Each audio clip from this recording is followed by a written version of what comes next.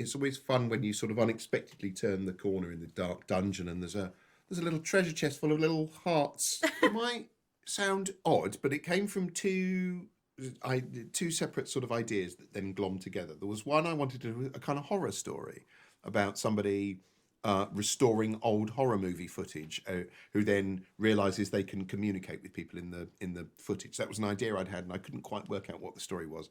And then I also wanted to do a story about an actor, like someone who's sort of unsuitable, who gets thrown into the role of James Bond in a sort of remake of in a high-tech remake of an old Bond movie. These were two separate ideas I was toying with for quite a long time.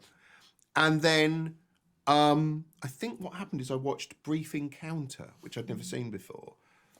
And I thought, oh, yes, a vintage romance. That would be fun. And then those two ideas sort of went doink. And then suddenly you got the ending.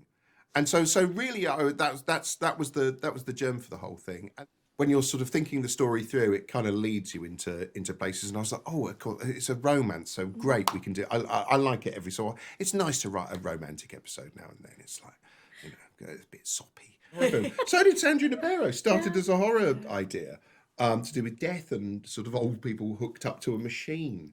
And so it's always fun when you sort of unexpectedly turn the corner in the dark dungeon and there's a little treasure chest full of little hearts. I mean, a treasure chest full of hearts would be absolutely horrifying in real life, wouldn't it? We'll do that one next. Yeah.